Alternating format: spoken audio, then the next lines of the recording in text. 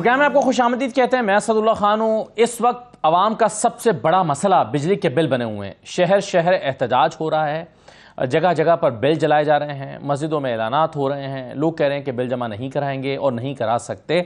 लोगों का ख्याल है कि पिछले महीने उन्होंने जो बिल अदा किए वो बड़ी मुश्किल से अदा किए। कई लोगों ने अपनी किस्तें करवाईं, कई लोगों ने उधार पकड़े, कई लोगों ने अपने छोटे छोटे असासे बेचे, बिल जमा कराए। लेकिन अब इस महीने जो बिल आए हैं वो उससे भी बढ़कर आए हैं और लोगों के सब्र का पैमाना ऐसा लगता है लबरेज हो गया है और जगह जगह पर एहतजाज शुरू हो गए हैं। कई जगहों पर एहतजाज होने दिया गया है, कई जगहों पर एहतजाज को रोका भी गया है पुलिस की जानिब से।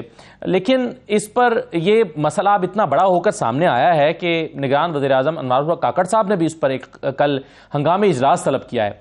लेकिन सवाल ये पैदा होता है कि पीडीएम की हुकूमत ने एक साल में जो 1,500 अरब का इजाफी बोझ सार्फिन पर डाला था, क्या उसको मैनेज करने का कोई रास्ता निगरान हुकूमत के पास मौजूद है? क्या वो ये बोझ वापस ले सकते हैं?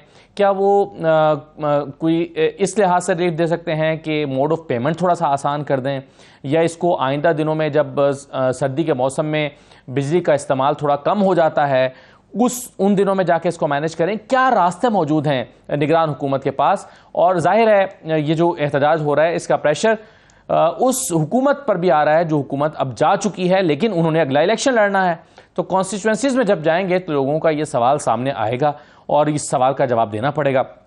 साथ ही साथ एक और बहस भी शुरू हुई है और वो बहस जो है वो पीपल्स पार्टी की कल की मीटिंग के बाद शुरू हुई है।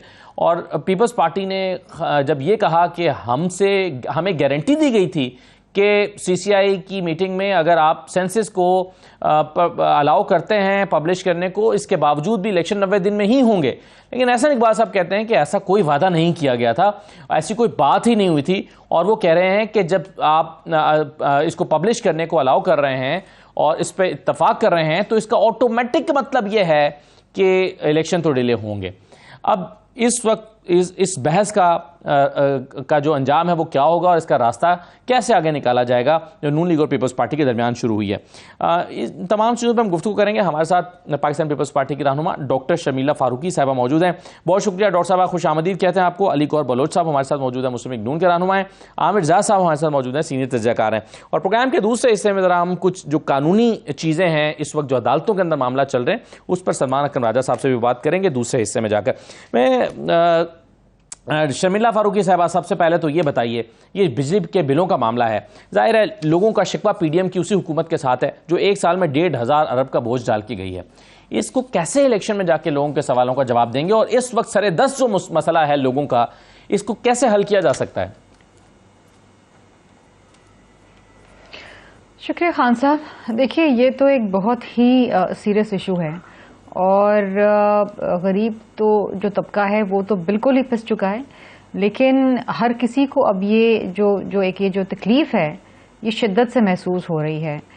अनफॉर्चुनेटली हमारे यहाँ सर्कुलर डेट का इशू, हमारे यहाँ बैरूनी कर्जे, ये तमाम चीज़ें, फिर IMF की कंडीशनैलिटीज़, ये तमाम चीज़ें जो हैं ये एक आम आदमी के ऊपर बोझ पे बोझ डालती चली जा रही हैं। ये खुदा न खासा एक पूरा इकोनॉमिक कोलैप्स की तरफ सिस्टम जा रहा है। ये इस तरीके से इस मुल्क में किसी का गुजर बसर नहीं हो सकेगा। बात ये है कि हमें out of the box solutions ढूंढने पड़ेंगे। ये जो इशू है, ये जो पेट्रोल की बढ़ती हुई कीमतें या जो बिजली की बढ़ती हुई नरखें, ये दीज आर अनडिफेंडेबल। मतलब कोई भी मेरी जगह हो, कोई भी शख्स किसी भी जमात से उसका ताल्लुक हो, ये इसको डिफेंड नहीं कर पाता, क्योंकि ये एक ऐसा इशू है जो डायरेक्टली एक आम आदमी को मुतासर करता है। बिजली की नरखें बढ़ेंगी, कॉस्ट ऑफ प्रोडक्शन बढ़ेगी, खाने पीने की आम अशिया, हर चीज़ पे महंगाई का बोझ आएगा। इसी तरीके से पेट्रोल की जब कीमतें बढ़ती हैं तो उसका एक ओवरवेलमिंग इफेक्ट हो जाता है तमाम चीज़ों के ऊपर। अगेन प्राइसेस बढ़ जाती हैं और ये बतदरीज बढ़ती चली जा रही हैं। बात यह है कि इसका हल ये है कि एक इलेक्टेड गवर्नमेंट आए और वो अवाम के मसाइल का हल ढूंढे, इकोनॉमिक स्टेबिलिटी की तरफ जाए। बहुत सारे हमारे ऐसे इदारे हैं जहाँ पर मैं समझती हूँ जिसे कहते हैं ना वाइट एलिफेंट्स, जहाँ पर सरकार का पैसा जो है वो लग रहा है लेकिन वहाँ से कुछ फ़ायदा नहीं हो रहा है। इस मुल्क के अंदर जब तक इकोनॉमिक स्टेबिलिटी नहीं आएगी, मईशत का पहिया नहीं चलेगा, नौकरियां नहीं आएंगी, लोगों को रोजगार नहीं मिलेगा, लोग अपना गुजर बसर नहीं कर सकेंगे। हाँ, बिल्कुल सही है। और आपने जो अल्फाज इस्तेमाल किए ये बड़े परेशान कुन अल्फाज हैं। आपने कहा कि इकोनॉमिक कोलैप्स की तरफ हम बढ़ रहे हैं। तो अली गौहर बलोच साहब, अभी शहबाज शरीफ साहब तो ये दावा करके गए हैं कि मुबारक हो, हमने मुल्क को मुआशी तबाही से बचा लिया, हमने मुल्क को डिफ़ॉल्ट होने से बचा लिया। और यही ये वाहिद कामयाबी वो बताते हैं जो उन्होंने पिछले 16 महीना में हासिल की है। और उस पर भी आपकी इत्तेहादी जो है वो पीपल्स पार्टी इत्तफाक नहीं कर रही। और डॉक्टर शर्मिला कह रही हैं कि इकोनॉमिक कोलैप्स की तरफ हम बढ़ रहे हैं। यानी बुनियाद 16 महीने में क्या रख के गए हैं फिर इसहाक डार साहब? बिस्मिल्लाहिर्रहमानिर्रहीम। देखिए, इकोनॉमिक कोलैप्स की तरफ तो हम उसी दिन बढ़ना शुरू हो गए थे जिस दिन हमने 2018 के इलेक्शन चोरी करके ऐसे लोगों को मुसल्लत किया था जिन्होंने पाकिस्तान की हकीकी मानों में मुआशी तबाही की, इन्होंने पाकिस्तान के तारीखी सबसे बड़े कर्जे लिए लेकिन उन कर्जों का इस्तेमाल सही तौर पर ना किया और करप्शन के बड़े बड़े स्कैंडल सामने आए। फिर उस वक्त भी हम कोलैप्स की तरफ बढ़े जब उन्होंने जाती दफ़ा जब अदम एतमाद किया गया तो ये जाते हुए कह कर गए कि हम बारूदी सुरंगें बिछा के जा रहे हैं। और मतलब है कि पाकिस्तान के अंदर माशी तौर पर बारूदी सुरंगें बिछाई गई थी, अमली तौर पर बिछाई गई थी और उसके असरात ही है जो पाकिस्तान भुगत रहा है। और अगर 9th रिव्यू ना होता IMF के कर्जों के हवाले से तो आप सोचें कि पाकिस्तान के हालात किस तरफ चले जाते। यकीनी तौर पर इसमें तो कोई दूसरी राय नहीं है कि पाकिस्तान में बिजली की कीमतें इस वक्त ज़्यादा हैं, पाकिस्तान के अवाम के लिए बहुत बड़े चैलेंजेस हैं और लोगों की तनख्वाहें मोस्टली ऐसा तबका है। अगरचे लास्ट बजट में आपको पता है कि पाकिस्तान के मुलाजमीन जो थे उनकी तनख्वाहें बढ़ाई गई थी, फिर भी जो बिजली के नर्ख हैं वो ज़ाहिर है आम लोगों के लिए जो है वो मतलब है कि काफ़ी ज़्यादा बोझ बनकर आए हैं। ख़ास तौर पर सफेद पोश तबका है, इवन जो मुखय्यर हजरात हैं उनके भी ज़ाहिर है किसी की इंडस्ट्री चलती है, किसी का ज़्यादा इस्तेमाल है, तो अखराजात तो सभी के बड़े हैं। तो मैं समझता हूँ कि उस तरह से आमदन के में इजाफा नहीं हुआ। लेकिन बात यह है कि आपको ये भी यहाँ पर देखना होगा कि एक वक्त वो था कि जब 20-20 घंटे की लोड शेडिंग भी होती थी और बिजली पैदा करने के कारखाने लगे, लेकिन बिजली के नर्ख नहीं बढ़ाए गए थे। 4% तक महंगाई की शरह थी, सिंगल डिजिट में थी, 5.5-6 रुपए 6.5 रुपए तक बिजली का यूनिट था।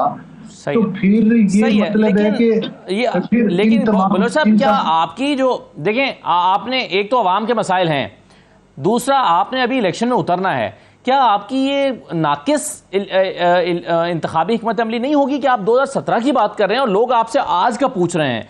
और ये कैसी बारूदी सुरंगें थीं कि आपके आने से पहले लोगों के लिए बिजली अफोर्डेबल थी और लोगों के हालात इतने पतले नहीं थे जो आज हो गए हैं। तो आप कैसे सेटिस्फाई कर पाएंगे कि इसके जिम्मेदार आप नहीं है, इसका जिम्मेदार कोई और है? और ये कैसी बारूदी सुरंगें थी जो उनको पता था कि आप आएंगे तो आपके लिए बिछाई जा रही हैं? उन्हें कैसे पता था कि आपके लिए ये बारूदी सुरंगें बिछानी है? देखिए, जो IMF के साथ मुआहदे हुए थे वो पाकिस्तान की तारीख के सबसे बड़े भयानक शराइत के ऊपर जो थे वो चेयरमैन PTI करके गए थे और उन्हीं बारूदी सुरंगों का वो जिक्र करके गए थे।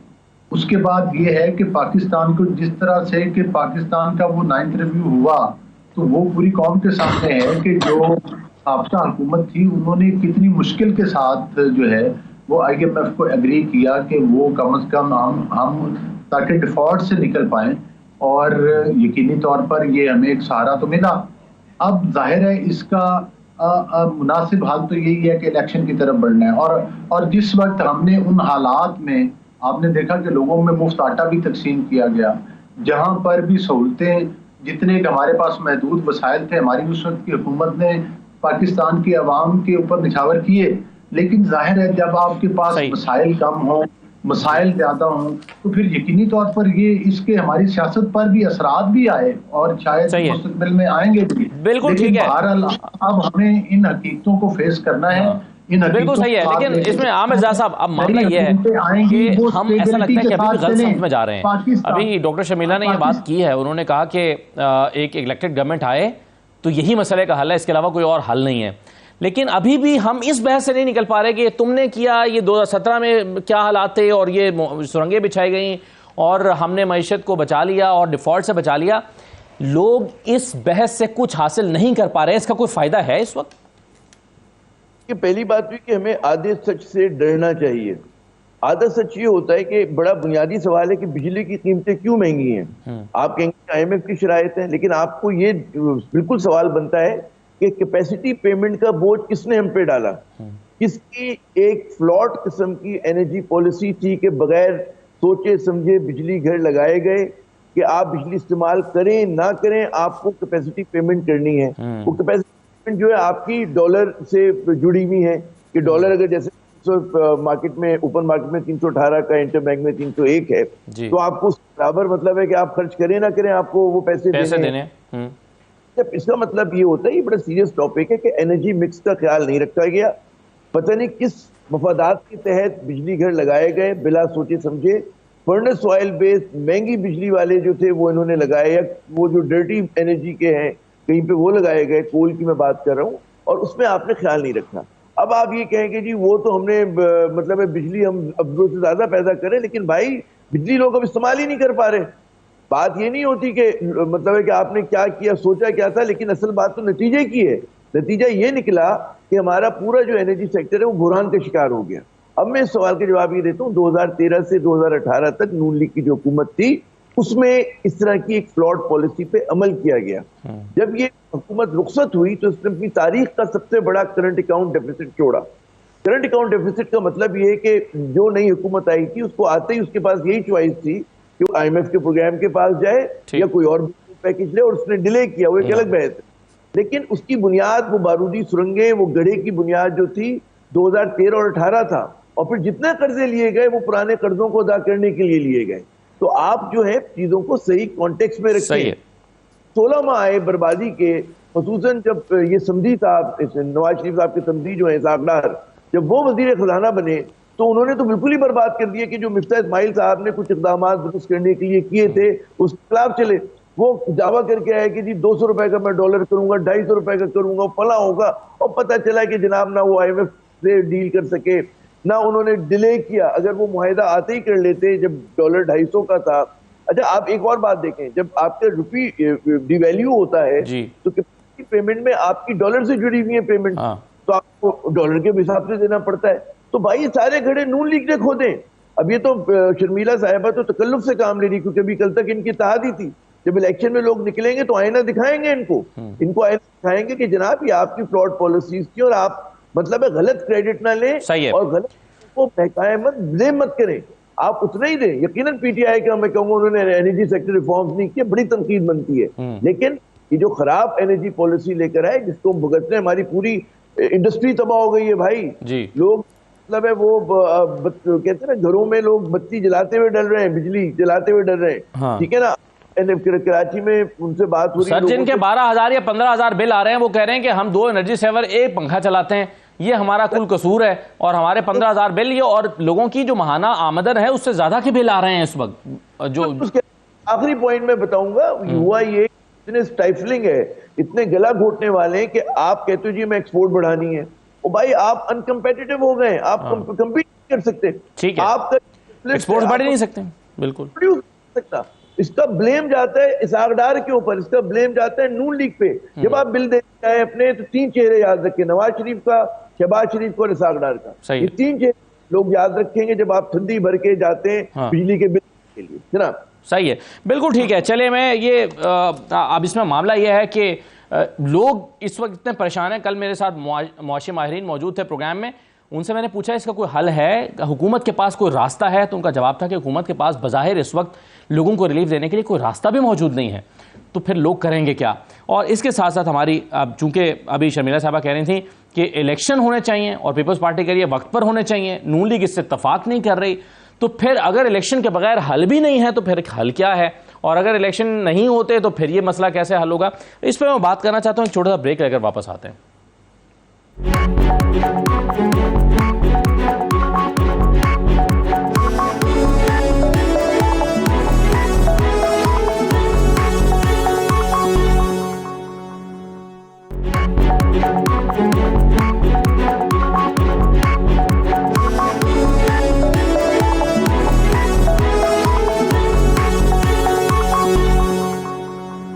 दोबारा आपको खुशामदीद कहते हैं। पीपल्स पार्टी ये कहती है कि हमें यकीन दहानी कराई गई थी जब सीसीआई की मीटिंग में सेंसस को पब्लिश करने पर वोट लिया जा रहा था, तो उस वक्त कहा गया था कि इलेक्शन 90 दिन में ही होंगे। लेकिन एहसन इकबाल साहब कहते हैं कि ऐसी तो कोई बात हुई ही नहीं थी। डॉक्टर शर्मिला साहब, अब एहसन इकबाल कह रहे हैं कि सबको पता है कि सेंसस नोटिफाई होने का क्या मतलब है, इसका मतलब ही है कि इलेक्शन डिले होंगे, तो ये तो बचगाना सी बात है। और वो कह रहे हैं कि ऐसी तो कोई बात हुई ही नहीं थी, यानी आपको यकीन दहानी कराई ही नहीं गई थी कि 90 दिन में इलेक्शन होंगे, तो आप इस पर सियासत कर रहे हैं क्या? खान साहब, इलेक्शन के हवाले से जो आप डिले की बात कर रहे हैं, तो सेंसस का नोटिफाई होने का हरगिज़ से मतलब नहीं है कि इलेक्शंस डिले होंगे। ये आपको किसने कहा? आर्टिकल 51 सबसेक्शन 5 के तहत आपको डिलिमिटेशन करना लाजमी नहीं है। अगर आपकी सीटों में कमी बेशी नहीं होती तो you don't have to do it. आप पुरानी डिलिमिटेशन के ऊपर इलेक्शंस करवा सकते हैं। कानून तो पढ़ें, आप आइन तो पढ़ें। इसमें तो हमने तो ये बारहा का, अभी तो हमारी सीसी के अंदर भी ये इन चीज़ों पे डिलिब्रेशन हुई है। हमने तो बाकायदा एलानिया जारी किया है कि नई डिलिमिटेशंस की तो ज़रूरत ही नहीं है। जो डिले की बात की जा रही है वो इस बुनियाद पे की जा रही है कि डिलिमिटेशंस होनी है, लेकिन डिलिमिटेशंस की ज़रूरत नहीं है। कहीं भी आइन में ये नहीं कहा गया है कि डिलिमिटेशंस होना लाजमी है नए सेंसस के बाद। और अगर डिलिमिटेशन नहीं होती तो इलेक्शन 90 दिन में हो सकते हैं। There is no delay in that। और हमें यही बात बताई गई थी जब भी सिंध ने इंटरप्रिटेशन जो है सीसीआई के अंदर इसको अप्रूव किया। 51(3), 51(5) जी, और इलेक्शन एक्ट के तमाम सेक्शंस जो है, मुतल्लिका सेक्शंस बिल्कुल हम पढ़ भी रहे हैं और उसको दिखा भी रहे हैं, अपनी स्क्रीन पे भी दिखा रहे हैं। लेकिन मेरा सवाल आपसे यह है कि ये आपकी इंटरप्रिटेशन से नून लीग की इंटरप्रिटेशन बिल्कुल मुख्तलिफ है, और वो समझते हैं कि जब ये होनी है, सेंसस अनाउंस होगा, डिलिमिटेशन भी होनी है और ये 3 महीने से आगे भी जाना है, ये तो अंडरस्टूड है। तो नून लीग आपसे एक डिफरेंट इंटरप्रिटेशन रख रही है। देखिए, मुझे नहीं पता कि नून लीग की इंटरप्रिटेशन क्या है, लेकिन हमारी इंटरप्रिटेशन वो है जो आइन और कानून कहता है। हम अपने घर से इंटरप्रिटेशन नहीं लेकर आए। हमें वो बात करनी है जो आइन और कानून के मुताबिक है, और आइन और कानून तो ये कहता है, it's very clear, the constitution is very clear, election act is very clear. अब अगर कोई और शख्स या कोई और जमात की कोई और इंटरप्रिटेशन है तो ये उनका मसला है, हमारा नहीं है। सही है, बिल्कुल सही है। तो बलोच साहब, मामला ये है कि आप भी तो ये कह सकते हैं कि जी इलेक्शन कमीशन 90 दिन में इलेक्शन कराए, आईनी जिम्मेदारी है, डिलिमिटेशन जो है वो भी 90 दिन के अंदर करवाएं अगर जरूरी है, क्योंकि इसमें एक आईनी राय मौजूद है कि जरूरत ही नहीं है। कल भी जदून साहब हमारे शो में थे, जहांगीर जदून साहब, वो कहते कि इसकी जरूरत ही नहीं है डिलिमिटेशंस की। तो नून लीग क्यों ये मुतालबा नहीं कर रही कि जी हर हाल में 90 दिन में इलेक्शन कराएं? देखिए, बात यह है कि जिस वक्त साबका हुकूमत थी, जो कि तकरीबन 3.5 साल और 3.25 साल पर मुहित थी, उस वक्त उन 2018 के वो जो 1200 कॉल्ड चोरी किए हुए इलेक्शन थे, उन इलेक्शन के वक्त भी ये डिसाइड हुआ था कि दोबारा मर्दमशुमारी की जाएगी और दोबारा हल्का बंदियां की जाएंगी। पुरानी जो हल्का बंदियां हुई थी उन पर सिर्फ 2018 के एक दफा के इलेक्शन हुए। दूसरी बात यह है कि जिस कमेटी के अंदर ये डिसाइड हुआ कि भाई नई मर्दमशुमारी के मुताबिक हल्का बंदियां होंगी, तो उसमें तमाम पॉलिटिकल पार्टी की सीनियर लीडरशिप मौजूद थी। और याद है कि आपको इलेक्शन कमीशन ने बेशुमार खतूत लिखे थे जब चेयरमैन पीटीआई प्राइम मिनिस्टर थे कि भाई आप दोबारा जो है वो मर्दमशुमारी करवाएं और हल्का बंदियां करवाएं, लेकिन उस वक्त तो वो ईवीएम के जरिए नया इलेक्शन चुराने की प्लानिंग में मसरूफ थे। लिहाजा एज अ पॉलिटिकल पार्टी 90 दिन में इलेक्शन हो या जब भी इलेक्शन हो, हम इलेक्शन में जाने के लिए तैयार हैं। लेकिन अब इस चीज का तयन तो इलेक्शन कमीशन ऑफ पाकिस्तान ने करना है। तो जाहिर है कि जब भी इलेक्शन हो, 90 दिन के अंदर हो या 1.5 महीने। आपको ये भी याद होगा जब मोहतरमा बेनजीर भुट्टो साहिबा शहीद हुई थी तो मुल्क में उस वक्त भी कितना बड़ा एक जाहिर बहरान पैदा हुआ, और जिसमें आसिफ जरदारी साहब ने कलीदी किरदार अदा किया था पाकिस्तान खप्पे का नारा लगाकर। उस वक्त भी इलेक्शन डिले हुए थे कोई। तो मकसद ये है कि हमें इलेक्शन की तरफ ही बढ़ना है और जल्द इलेक्शन की तरफ बढ़ना है।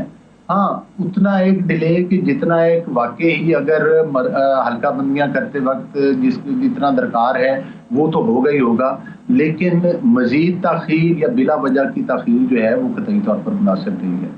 और ये कहना कि ये तमाम पार्टी और उनकी सीनियर लीडरशिप ऑन बोर्ड नहीं थी, शायद आपके ख्याल में बलोच साहब इस वक्त जितने कौमी इश्यूज और बहरान हैं, एक इलेक्टेड गवर्नमेंट के बगैर ये हल हो सकते हैं? नहीं, मैं समझता हूं कि इनको प्रॉपर तरीके के साथ एड्रेस करने के लिए एक इलेक्टेड गवर्नमेंट ही ये जिम्मेदारी उठा सकती है। लेकिन हमारे मुल्क की बदकिस्मती ये रही है कि हमने तो पाकिस्तान में धरने किए, हमने पाकिस्तान में चेयरमैन जो प्रेसिडेंट थे चाइना का, उनका दौरा मुलतवी करवाया गया, यहाँ पर सुप्रीम कोर्ट के इर्द गिर्द कब्रें खोदी गई, पीटीपी पर हमले करवाए गए, मुल्क में सियासी अनारकी फैलाई गई, आग लगा दो जला दो के नारे लगाए गए। तो ये जो कुछ हमारे पाकिस्तान में होता रहा है, ये इन तमाम चीजों का मुतम्मिल नहीं है। यकीनी तौर पर एक कामयाब मुआशी पॉलिसी के लिए एक सियासी स्टेबिलिटी की जरूरत है, मुल्क में एक अमन की जरूरत है। लेकिन ये जो तमाम एक प्रोग्राम लॉन्च किया गया था और उसके नतीजे में जिस तरह से अब भी देखें, ये तो एक हकीकत है ना असदुल्ला खान, आप भी मानेंगे कि चाहे कोई बिल्कुल सही है सर, लेकिन मामला ये है ना कि अनफॉर्चुनेटली मैशत पर तो सभी सियासत करते हैं। जो पाकिस्तान तहरीक इंसाफ की हुकूमत थी, बलोच साहब, पाकिस्तान तहरीक इंसाफ की हुकूमत थी, उस वक्त भी मैशत पर ही सियासत हुई जी। नहीं, मेरी गुजारिश ये है कि मैं और शर्मिला साहिबा तो एक सियासी वर्कर हैं, पॉलिटिकल पार्टी से, दायरा है हम अपनी अपनी पार्टीज की बात करेंगे, उनके नुमाइंदगी करते हैं और यकीनी तौर पर हम अपनी पार्टी का मौक़िफ़ देंगे।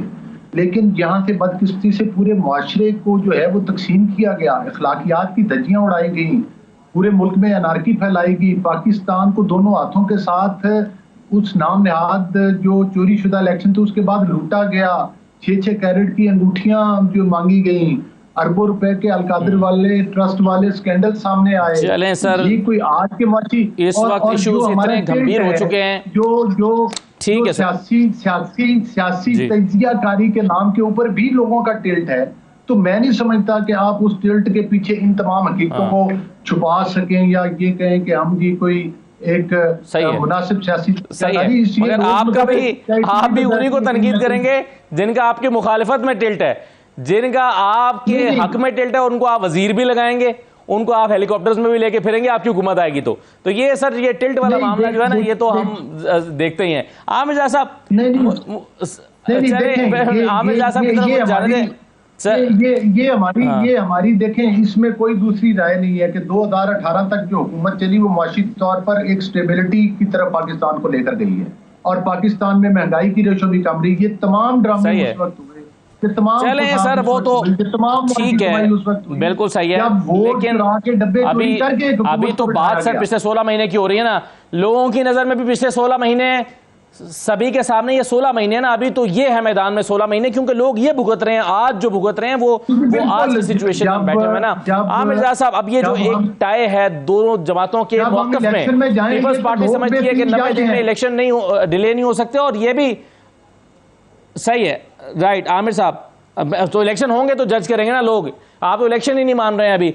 आमिर जाह साहब, अब पीपल्स पार्टी ने ये भी कह दिया कि अगर हम अगला सीसी की मीटिंग करेंगे, सीसी की मीटिंग में हम फैसला करेंगे, अगर ये इलेक्शन कमीशन हमारी बात नहीं मानता तो क्या करना है, जो इलेक्शन कमीशन कैसे अनाउंस करेगा? आमिर जाह साहब बताइए। जी, मैं ये अर्ज करूं कि देखिए, पीपल्स पार्टी का ये आफ्टर थॉट है कि जो उन्होंने, जब आपने उसमें काउंसिल ऑफ कॉमन इंटरेस्ट में इस बात की रजामंदी भरी कि जी नए तहत होंगे, मतलब मर्दमशुमारी के तहत होंगे, तो डिले जो था इनएविटेबल था। और मुझे याद है फौरन बात कमर जमा कायरा साहब से बात हुई थी और उन्होंने कहा था कि हमें लगता है कि 2-2.5 महीने का अगर डिले हो जाता है तो कोई बड़ी बात नहीं है। लेकिन उसी दिन मेरी ताज हैदर साहब से भी बात हुई तो उन्होंने कहा जी 90 रोज में हो सकते हैं। तो पार्टी से 2 सिग्नल आ रहे थे, लेकिन जिन साहब ने जाके काउंसिल ऑफ कॉमन इंटरेस्ट में वोट दिया, उनके जो वजीर आला, उसका मतलब है कि पीपल्स पार्टी की जो आला क़यादत थी वो तैयार थी। लेकिन जब अब मेरे ख्याल में जैसे बाद में उनको सिंक इन हुआ कि कहीं ऐसा तो नहीं कि फरवरी से भी आगे ना चले जाएं, उसकी बड़ी वजह है कि अब तक कोई वजाहत नहीं आई इलेक्शन कमीशन से कि हम कब इंतखाबात कराएंगे। उन्होंने दिसंबर 14 तक तो कह दिया कि जी हमारी डिलिमिटेशन कंप्लीट होगी, फिर वोटर्स लिस्ट भी है। तो सबसे बड़ी वजह यह कि इबाहम है, पीसीपी की जानिब से इबाहम है और पीपल्स पार्टी को ये सूट नहीं करता कि इलेक्शन जो है इंडेफिनिट पीरियड तक के लिए या ज्यादा दिनों के लिए डिले हो जाए, क्योंकि सिंध में उनकी स्टेक है कम अज कम, और उन्हें पता है कि सिंध में जब भी इंतखाबात होंगे वो वापस आएंगे। हम जो हो सकता है पंजाब में मजीद गेन कर सके, तो पीपल्स पार्टी को अपनी पुरानी टर्फ भी मिलेगी और गेन भी कर सके। हाँ, ऐसी जमात जो है वो इलेक्शन के लिए तैयार नहीं है, कुछ भी कहते हैं गौर साहब, वो जो है नून लीग है। क्योंकि नून लीग के 2-3 मसले, एक तो उनकी खराब कारकर्दगी जो गुज़श्ता की थी, फिर लोग इस बात पे यकीन करने के लिए तैयार नहीं कि पाकिस्तान की तारीख सन 2018 से शुरू हुई थी। 2018 से पाकिस्तान की तारीख शुरू नहीं हुई थी। ये जो अभी तबाही आई है उसकी बुनियाद तो हम लोगों ने बहुत पहले से रखी हुई है, वो चाहे वो से लेकर फ्रॉड एनर्जी पॉलिसी के जरिए और बहुत सारे कैपेसिटी पेमेंट्स की बात कर रहे थे अभी आप। जी, कैपेसिटी पेमेंट, बदनवानी के बड़े बड़े स्कैंडल से वो हमने बहुत पहले से रखा हुआ है।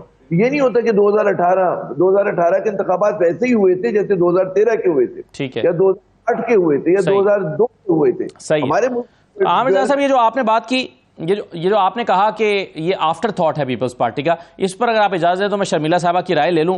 ये शर्मिला साहबा, आमिर साहब कह रहे हैं आफ्टर थॉट है ये, उस वक्त आप राजी थे इस बात के कि डिले हो जाए तो खैर है। पीपल्स पार्टी पहले दिन से इलेक्शंस की डिमांड कर रही है, और पीपल्स पार्टी वो जमात है जिसने पहले दिन से कहा है कि आईनी तारीख के अंदर इलेक्शंस होने चाहिए।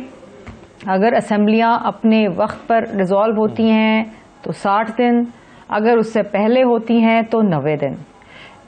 इससे एक दिन ऊपर नीचे हमें गवारा नहीं है, और हम इसके ऊपर प्रोटेस्ट करेंगे। हमें 29 तारीख को हम इलेक्शन कमीशन ऑफ पाकिस्तान से भी मिलने जा रहे हैं, और हमने ये फैसला किया है, और जो अब सीसी के अंदर फैसला हुआ था कि अगर इलेक्शन कमीशन नहीं मानता है तो फिर एक दोबारा सीसी बुलाई जाएगी लाहौर के अंदर, उसमें फैसला किया जाएगा कि आगे का लाए अमल क्या है। देयर इज नो वे।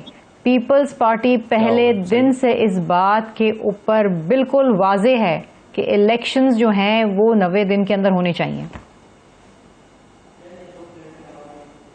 सही है। चलिए, बहरहाल खबर अब यह है कि पीपल्स पार्टी पहले दिन डटी या पीपल्स पार्टी आज डटी, पीपल्स पार्टी अब डट गई है कि इलेक्शन तो बहरहाल 90 दिन में ही होने चाहिए, और इस पर वो लाहे अमल बनाने जा रहे हैं। बहुत शुक्रिया डॉक्टर शर्मिला फारूकी साहब, अली गौर बलोच साहब, आमिर ज़िया साहब, बहुत शुक्रिया प्रोग्राम में शिरकत करने के। ब्रेक ले रहे हैं, ब्रेक के बाद वापस आएंगे। सलमान अकरम राजा साहब हमारे साथ मौजूद होंगे। ये जो आईनी और कानूनी बहुत सारे निगात पर बहस चल रही है, इलेक्शन की तारीख किसने देनी है, और फिर ये डिलिमिटेशंस का जो मामला है, उनकी राय क्या है, एक ब्रेक के बाद जानते हैं।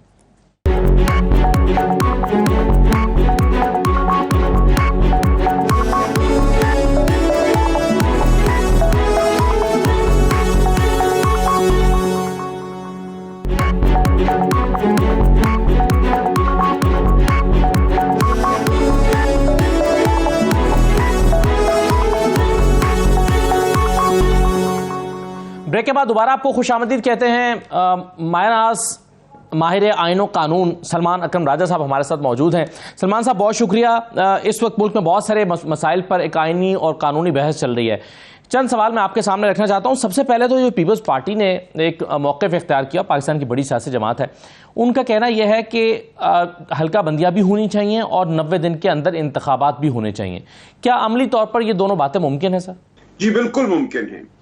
देखिए, जो मामला है हल्का बंदियों का, वो अगर इलेक्शन कमीशन करना चाहे तो वो 30 दिनों में हो सकता है, और उसके बाद इलेक्शन का शेड्यूल दे किया जा सकता है। लेकिन मेरी नजर में हल्का बंदियों में तब्दीली भी अब जरूरी नहीं है। जो सेंसस अप्रूव किया गया काउंसिल ऑफ कॉमन इंटरेस्ट के जरिए, उसका नतीजा ये हो सकता था कि सूबों और इस्लामाबाद के बीच जो असेंबलियों में जो नशस्तें हैं, उनकी जो डिस्ट्रीब्यूशन है या जो उनको जिस तरह दिया गया है मुख्तलिफ सूबों को, उसमें कोई तब्दीली हो। लेकिन वो तब्दीली तो नहीं हो सकती जब तक आइन में तरमीम ना हो। चूंकि अब आइन में तरमीम नहीं हो सकती, नेशनल असेंबली मौजूद नहीं है, इसलिए सेंसस का मैं समझता हूं जो असर था इंतखाबी अमल पर, वो अब इस वक्त काबिल अमल नहीं है। हमें सेंसस की बात को एक तरफ रख के जो मौजूदा सेंसस है 2017 का, उसके बाद जो इलेक्टोरल रोल्स यानी कि जो इंतखाबी फहरिस्तें हैं, उनमें जो हर महीने इजाफा होता जाता है, जो शख्स भी 18 साल की उम्र को पहुंचता है उसका नाम तो आ जाता है। ऐसा नहीं है कि कोई वोट देने से महरूम रहेगा। उन्हीं फहरिस्तों की बुनियाद पे जो मौजूदा आबादी है और जो मौजूदा हल्के हैं, उनके साथ इलेक्शन बिल्कुल 90 दिन में किया जा सकता है। और अगर कहीं कोई दोबारा कोई नई हल्का बंदी भी करना पड़े तो फिर भी हो सकता है, अगरचे मेरी नजर में वसी पैमाने पे नई हल्का बंदियों की भी जरूरत नहीं है। जी, लेकिन उसमें सलमान साहब ये नहीं होगा कि गैर मुतवाजन हो जाएंगे हल्के, किसी हल्के में 12 लाख की आबादी हो जाएगी जहां पर आबादी ज़्यादा बड़ी है, किसी हल्के में 6 लाख की आबादी रह जाएगी। तो तभी तो ये जो 17(2) है इलेक्शन एक्ट का, ये कहता है कि the commission shell delimit constituencies after every census officially published. अब चूंकि ये ऑफिशियली पब्लिश्ड हो गया है तो इसलिए इलेक्शन कमीशन ये मानता है कि हम पर भी कदगन लग गई है कि हमें ये करना ही है। ये देखिए, यहाँ दो उसूल हैं। एक उसूल ये है कि आपने जमहूरी हुकूमत को 90 दिन से ज्यादा बाहर नहीं रखना, ये एक अवाम का हक है। एक तरफ वो हक है जो आप सल्ब करने जा रहे हैं, दूसरी तरफ आप ये कहते हैं कि कुछ हल्कों की आबादी औरों से ज्यादा बढ़ गई है, इस वजह से जो तनासुब जो है वो फर्क हो जाएगा। बिल्कुल ये बात हो सकती है, लेकिन इसका कसूरवार जिम्मेदार कौन है? ये सेंसस तो मई में आ चुका था। इस सेंसस के ऊपर अगस्त की 5 तारीख तक ताखीर की गई। इसको रखा गया एक हरबे के तौर पे कि जब ये सेंसस को हम आखिरी हफ्ते में अप्रूव करें, इसकी तौसीक करें और उसके बाद इलेक्शन कमीशन को एक बहाना मिल जाए इलेक्शन में ताखीर का। और देखिए, जब आप हल्का बंदियां नहीं करेंगे, उसके खिलाफ अपीलें भी आएंगी, जो सेंसस है उसके ऊपर भी शिकायत हैं, वो मामलात भी अदालतों में जाएंगे। तो अगर आप अब इस सेंसस की बुनियाद पे आगे बढ़े तो मुझे ये खदशा है और बहुत से लोगों को ये खदशा है कि ये मामला ये फिर 1-2 महीने आगे नहीं जाएगा, ये बहुत आगे जा सकता है। इसलिए इस वक्त सूरत हाल ये है कि हुकूमत की कोताही की वजह से सेंसस जो है 5 अगस्त तक अप्रूव नहीं हुआ। उसके बाद अब जो सूरत हाल है वो ये है कि 90 दिन में इलेक्शन कराना एक आईनी जरूरत है। 90 दिन में जितने अच्छे इलेक्शन आप करा सकते हैं, और ये थोड़ा सा मसला रह जाएगा अगर किसी हल्के में बहुत आबादी बढ़ गई है और बाकी हल्कों में कम रही है, तो हो सकता है 2-4 हल्कों में ये मामला हो। लेकिन जहां पूरे मुल्क का ताल्लुक है और पूरे मुल्क की जमहूरी हुकूमत का ताल्लुक है, तो मेरी नजर में ये निस्बतन छोटा मामला है। हमें जमहूरी हुकूमत को बाहर नहीं रखना। एक गैर मुअय्यना मुद्दत के लिए हमें आइन में दी गई मुद्दत के अंदर इलेक्शन करा देने चाहिए। ये आइन का बड़ा तकाजा है। आप सलमान साहब, आप भी सुप्रीम कोर्ट में मौजूद हुआ करते थे जब ये मामला चल रहा था इलेक्शंस का, और 14 मई की तारीख भी आई, 90 दिन पर बहुत बहस हुई। उस पर इलेक्शन कमीशन का एक आर्गूमेंट था, वो ये कहते थे कि आइन को और कवानीन को टोटलिटी में देखना चाहिए। वो कहते थे कि अगर 90 दिन में इंतखाबात कराना आइनी जिम्मेदारी है तो फिर साफ शफाफ इंतखाबात कराना भी आइनी जिम्मेदारी है। हम एक आइनी जिम्मेदारी को पूरी करने के लिए दूसरी आइनी जिम्मेदारी को कुर्बान नहीं कर सकते। तो यहां पर अगेन ये आर्गूमेंट उनकी तरफ से तो आएगा कि अगर 224 आइन में मौजूद है और 90 दिन की जिम्मेदारी है तो फिर हल्का बंदियां भी जिम्मेदारी है, यह भी कानून में ही लिखा हुआ है, तो इसको हम कैसे फरामोश कर दें। सवाल मेरा आपसे यह है कि क्या आइन जो है उसको मुकद्दम समझा जाता है एक्ट के निस्बत जब दो चीजें आपस में टकरा रही हों? जाहिर है आइन फौकियत रखता है, और जो इलेक्शन कमीशन का वो मौकफ था उसको सुप्रीम कोर्ट ने अक्सर रद्द किया है और एक लग़्व मौकफ था। देखिए, ये नहीं कहा जा सकता कि आइन जब ये कह रहा है कि 90 दिन में इलेक्शन कराओ सूबाई असेंबली के, तो हम इसलिए इलेक्शन नहीं कराएंगे कि अगर सूबाई असेंबली मुंतखब हो गई और सूबे में हुकूमत बन गई तो कौमी असेंबली का जो इलेक्शन है उस हवाले से सूबे को कोई असर डालने का मौका मिल जाएगा। ये एक ऐसी बात है जो आइन साजों के जहन में थी। भारत में आम ये होता है कि सूबों के इंतखाबात और मरकज के इंतखाबात मुख्तलिफ सालों में होते हैं, लिहाजा ये बिल्कुल एक गैर मुतल्लिक बहस थी और सुप्रीम कोर्ट ने इसको बहुत जोर से रद्द किया है। एक आईनी तकाजा है 90 दिन में इलेक्शन कराना, ये एक आइन का बड़ा तकाजा है। ये जमहूरियत की जो असास है वो इस 90 दिन की बुनियाद पर कायम है। अगर आप 90 दिन को इलेक्शन कराने की ताखीर को एक समझ लेते हैं कि एक लग्जरी है, ये एक आसाइश है और ये एक जिम्मेदारी नहीं है, तो फिर तमाम आइन जो है, आइनी निज़ाम जो है वो मुतज़लज़ल हो जाता है। इसलिए इलेक्शन कमीशन का रवैया उस वक्त भी गैर मुनासिब था, आज भी मुनासिब नहीं है। सही है। एक बहस सलमान साहब ये भी है कि जो सीसीआई की मीटिंग हुई थी वो मुनक्किद नहीं की जा सकती थी क्योंकि उसमें 2 वज़राए आला ऐसे बैठे थे जो सिर्फ डे टू डे अफेयर्स चला सकते हैं और वो इतने अहम मामले पर अपनी राय नहीं दे सकते आईनी और कानूनी तौर पर। क्या आप इस बात से इत्तफाक करते हैं कि वो इजलास ही गैर आईनी था और उसमें 2 वज़राए आला जो निगरान वज़राए आला हैं वो अपनी राय नहीं दे सकते थे?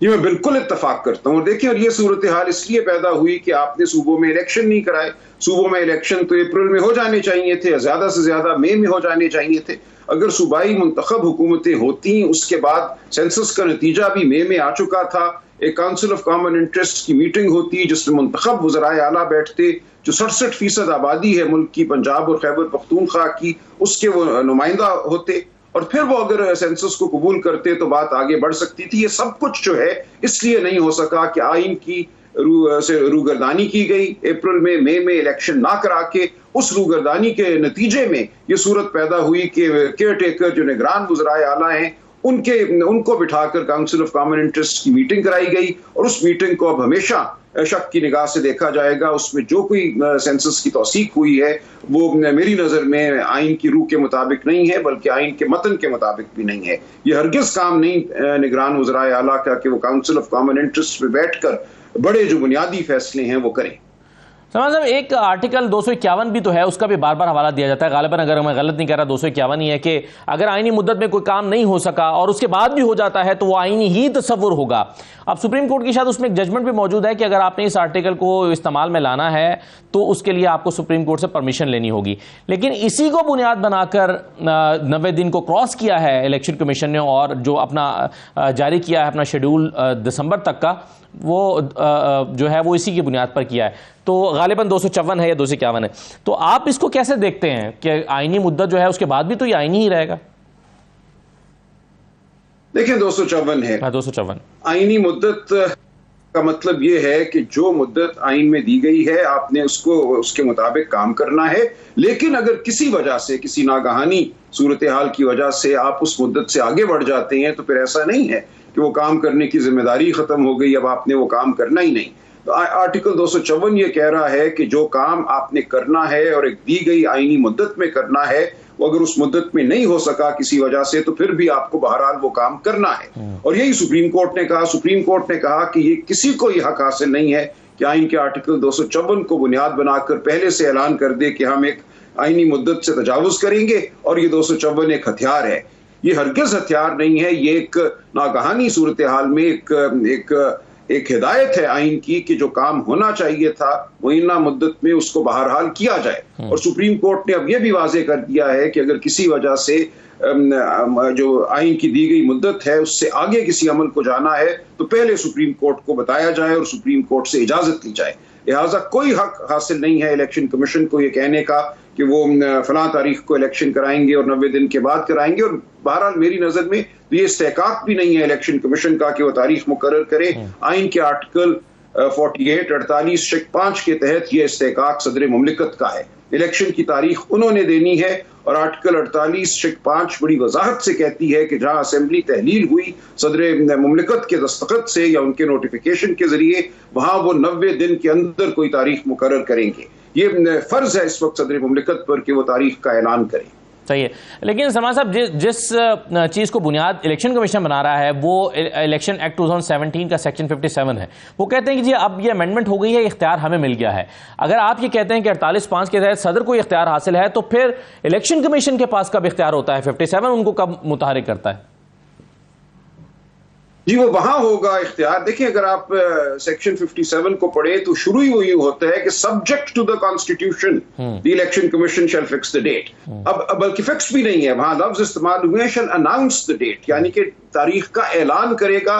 जबकि आर्टिकल 48 ये कहता है कि सदर मुमलिकत डेट अपॉइंट करेंगे, यानी कि डेट का तायुन सदर मुमलिकत ने करना है, उसका ऐलान भले इलेक्शन कमीशन करे। एक तो ये तशरीह है। बहरहाल सेक्शन 57 आइन के ताबे है, आइन को बदल नहीं सकता। दूसरी सूरत यह हो सकती है कि जहां सदर मुमलिकत के अमल की वजह से असेंबली तहलील नहीं हुई, जहां वजीर आजम का मशवरा आया या एतमाद के वोट के बाद किसी को अक्सरियत हासिल नहीं थी और सदर मुमलिकत ने असेंबली तहलील की, इन दोनों सूरतों में आइन ये कहता है द प्रेसिडेंट शैल डिसॉल्व। तो कोई फर्क नहीं है जो इस वक्त तफरीक इलेक्शन कमीशन कर रहा है कि जहां वजीर आजम के मशवरे से असेंबली तहलील हुई तो वहां तसव्वुर किया जाएगा कि ये सदर ने तहलील नहीं की, जहां अदम एतमाद के वोट के बाद तहलील हुई तो वहां सिर्फ तसव्वुर किया जाएगा ये सदर ने तहलील की। है बिल्कुल ये आइन की रूह और मतन से लाताल्लुक बहस है। आइन बड़ा वाज़े है कि दोनों सूरतों सदर करते हैं। लेकिन तीसरी सूरत वो है जहां सदर किसी वजह से नोटिफिकेशन जारी नहीं करते और 48 घंटों के बाद असेंबली तहलील हो जाती है, वहां फिर जाहिर है कि सदर को इख्तियार नहीं रहता, वहां इख्तियार इलेक्शन कमीशन के पास चला जाता है। तो यह वाहिद सूरत है जहां इलेक्शन कमीशन मेरी नजर में तारीख का तयन कर सकता है, जहां सदर मुमलिकत नोटिफिकेशन जारी नहीं करते और 48 घंटे गुजरने के बाद असेंबली तहलील हो जाती है। सही है। अच्छा, ये बताइए सलमान साहब कि क्या 48(5) या कोई और आर्टिकल सदर को पाबंद करता है कि वो इलेक्शन कमीशन से मुशावरत करें तारीख फिक्स करने के लिए? नहीं करता, लेकिन ये तो एक अमल की बात है ना। अगर सदर मुमलिकत मालूमात हासिल करने के लिए, अपना जहन बनाने के लिए कोई मशवरा करना चाहते हैं तो कोई उनको रोकता नहीं है ऐसा मशवरा करने से। और हर एक का फर्ज है कि एक आईनी अंजामदेही में उनकी मावनत करे। सही है। तो सलमान साहब, इलेक्शन कमीशन ने अब इनकार कर दिया, ये मामला सुप्रीम कोर्ट में जाएगा? बिल्कुल, यह मामला अदालतों में जाएगा। कुछ पिटिशनें तो हाई कोर्टों में दायर भी हो गई हैं, गालिबन सुप्रीम कोर्ट में भी है। तो ये मामला अदालत में जाएगा और इससे जाहिर है कुछ ताखीर तब हो जाएगी। फिर 90 दिन की मुद्दत है, कोशिश तो यही होनी चाहिए कि उस मुद्दत में इंतखाब हो जाएं। लेकिन जो ये इलेक्शन कमीशन का मौक़िफ़ है कि हम हल्का बंदियां करेंगे, अपीलें सुनेंगे, देखेंगे, सेंसस पे जो शिकायत हैं वो सुनी जाएंगी, ये बिल्कुल गलत मौक़िफ़ है। इलेक्शन बहरहाल 90 दिन में होने हैं। अगर इलेक्शन कमीशन के रवैये की वजह से कुछ ताखीर हुई तो वो कम से कम ताखीर करना होगी। ठीक है। बेयर मिनिमम टाइम जो पहले हमने देखा था कि 90 दिन से ऊपर गया था मामला, तो उसमें भी यही लफ्ज़ इस्तेमाल किया गया था। सलमान साहब, ये बता दीजिए अब के चेयरमैन पीटीआई का एक मुकदमा चल रहा है अपील का इस्लामाबाद हाई कोर्ट में, आप वकील भी हैं, आप हर तारीख पे वहाँ पर मौजूद भी होते हैं कमरा अदालत में। लतीफ़ खोसा साहब बुनियादी तौर पर इसमें आर्गूमेंट्स दे रहे हैं, आपने भी दिए। ये जो मुतालबा गुज़श्ता समात पर लतीफ़ खोसा साहब ने किया कि इलेक्शन कमीशन को के वकील को सुने बगैर आप फैसला सुना दें और ऑर्डर को सस्पेंड कर दें, ट्रायल कोर्ट के ऑर्डर को, क्या ये मुमकिन है इस्लामाबाद हाई कोर्ट के लिए या किसी भी अदालत के लिए कि वो दूसरे फरीक को सुने बगैर फैसला सुना दे? देखिए, उसूली तौर पे ये मुमकिन है। जहां छोटी कलील मुद्दत की सजा हो तो यहां अक्सर ये होता है कि पहली तारीख पे ही सजा को मुअत्तल कर दिया जाता है और फिर नोटिस दिया जाता है। इसमें कोई गैर मामूली बात ना होती अगर पहली तारीख पे सजा को मुअत्तल कर दिया गया होता, क्योंकि यहाँ ना सिर्फ ये कि कलील मुद्दत की सजा है, रिकॉर्ड पे जो गलतियां सरजद हुई ट्रायल कोर्ट से वो नजर आ रही हैं कि दिफा के वकील को बहस नहीं करने दी, दिफा की तरफ से गवाह पेश नहीं करने दिए गए। ये पाकिस्तान की तारीख का पहला मुकदमा है जहां ट्रायल कोर्ट ने यह कहा कि आपके गवाह, मैं समझता हूं गवाही सुनने से पहले, कि कोई ऐसी गवाही नहीं देंगे जिसका इस मुकदमे से कोई ताल्लुक होगा। तो इस मुकदमे में तो इतनी फाश गलतियां हुई हैं कि इसमें सजा का मुअत्तल होना बिल्कुल बनता था। लेकिन दूसरी बात यह कि जिस तरीके से इलेक्शन कमीशन के वकील साहब अदालत में नहीं आए, एक दिन पहले मौजूद थे, घंटा बहस की, अदालत ने कहा हम कल सुनेंगे। जुमे का दिन था, आमतौर पे डिवीजन बेंच 2 जज साहिबान पर मुश्तमिल बेंच नहीं बैठता जुमे के दिन, खास तौर पे वो बैठे। उन्होंने कहा आपने ये मुख्तसर मामला है, मुकम्मल बहस तो नहीं होनी, सिर्फ बेल का मामला है या सस्पेंशन ऑफ सेंटेंस का मामला है, तो आइए 20-25 मिनट जो आपने कहने हैं कह लीजिए। 1 घंटा वो पहले बहस कर चुके थे। अब ये कहना कि बिल्कुल वो साहिब फराश हो गए हैं, बिस्तर से उठ नहीं सकते, ये एक अच्छा मौका नहीं था हमारे अदालती निज़ाम। सही है। सलमान साहब, इसमें लतीफ़ खोसा साहब ने अपनी इस्तदा मंजूर ना होने पर ये कहा कि बस फिर आप कोई भी तारीख दीजिए, मैं पेश नहीं हूंगा। अगर लतीफ़ खोसा साहब पेश नहीं होते तो क्या फ़र्क पड़ेगा मुकदमे पर? कोई फर्क नहीं पड़ना चाहिए। तमाम बहस हो चुकी है और जो भी फैसला करना है इस्लामाबाद हाई कोर्ट कर दे। उसके बाद जिस फरीक ने भी जाना होगा वो सुप्रीम कोर्ट जाएगा। इसमें अब मजीद कोई ताखीर नहीं होनी चाहिए, कोई गुंजाइश नहीं है। जुम्मे को जब एडजर्नमेंट हुई और उसमें जो इस बेंच ने पीर के लिए तारीख फिक्स की, उसके बाद में जो रिटर्न ऑर्डर आया उसकी आखिरी लाइनों पर सलमान साहब लिखा हुआ है कि अगर रिस्पोंडेंट के वकील सेहतयाब नहीं होते तो उन्हें चाहिए कि वो मुतबादल इंतज़ाम करें। अगर इलेक्शन कमीशन मुतबादल इंतज़ाम करता है किसी दूसरे वकील का, तो आप क्या समझते हैं कि फिर उन्हें वक्त दिया जा सकता है या वक्त देना चाहिए, क्योंकि वो कहेंगे कि मुझे आर्गूमेंट्स देने, और वो क्या नए सिरे से आर्गूमेंट्स देंगे? ऐसा ही होता है इस तरह के मामले में? देखिए, ये जब अदालत लिखती है कि मुतबादिल इंतजाम करें, उसका मकसद ही ये होता है कि अब मजीद वक्त नहीं दिया जाएगा। ये वकील साहब अगर अलील रहते हैं तो फिर कोई और आकर बहस करे। इस जुमले का मकसद ही ये है इलेक्शन कमीशन को तंबीह करना कि अब हतमी तौर पे पीर वाले दिन बहस सुनी जाएगी, आप कोई ना कोई वकील पेश कीजिए, इससे आगे अब ये मामला नहीं जाएगा। लेकिन अक्सर हमने अदालतों में देखा है सलमान साहब के एक वकील साहब आते हैं और वो कहते हैं कि मुझे तो आज ही इंगेज किया गया है, मेरी तैयारी नहीं है, मुझे फाइलें देख लेने दीजिए। तो ये भी तो हम अदालतों में देखते हैं। अब ये बात यहाँ नहीं होगी। देखिए, यहाँ तो मकसद ही ये मुतबादिल वकील के कहने का ये है कि ताकि मजीद ताखीर ना हो। अब अगर कोई वकील साहब आते हैं और कहते हैं कि मुझे आज फाइल मिली है, मेरा नहीं ख्याल कि अब अदालत उनको आगे कोई मौका देगी। ये बहुत वक्त था, पूरा एक जुमा हफ्ता इतवार मौजूद था। हम तो हर इतवार दफ्तर में होते हैं, हर हफ्ता दफ्तर में होते हैं, इसलिए हमारे पेशे में कोई हफ्ते इतवार की कोई छुट्टी कोई माने नहीं रखा करती। सलमान साहब, आखिरी सवाल ये कि अगर ये जजमेंट सस्पेंड हो जाती है ट्रायल कोर्ट की, तो क्या आप चेयरमैन पीटीआई की रिहाई अमल में आता हुआ देखते हैं, या फिर दीगर केसेस में चूंकि उनकी कई जमानतें खारिज हुई हैं तो अभी उनकी रिहाई अमल में आना मुमकिन नहीं है? देखिए, वो देखेंगे दूसरे मुकदमों में क्या सूरत हाल है। अगर जमानतें खारिज हुई हैं और वहां गिरफ्तारी डाली गई है तो फिर वो मामला भी सामने आएगा। लेकिन देखिए, उन मुकदमों में तो सिर्फ इस बुनियाद पे जमानत खारिज हुई है कि उस दिन वो अदालत में पेश नहीं हो सके, जबकि उनको गिरफ्तार किया हुआ था, वो अटक पे मौजूद थे, वो कैसे पेश होते उन दिनों में। लिहाजा उन तमाम मुकदमों में मेरी नजर में तो जमानत बहाल होनी चाहिए फिलफौर। अगर वो यहाँ उनको रिहाई मिल जाती है इस मुकदमे में, उन मुकदमात में दरखास्त दी जाएगी और कहा जाएगा कि उनकी जमानत को बहाल किया जाए। ठीक, सही है। बहुत शुक्रिया सलमान अकरम राजा साहब, आप प्रोग्राम में आपने शिरकत की और बहुत सारी जो इस वक्त कानूनी पेचीदगियाँ और बहस चल रही है उस पर आपने अपनी राय का इजहार किया। नाज़रीन, ये आज का प्रोग्राम था, इजाज़त दीजिए, अल्लाह हाफ़िज़।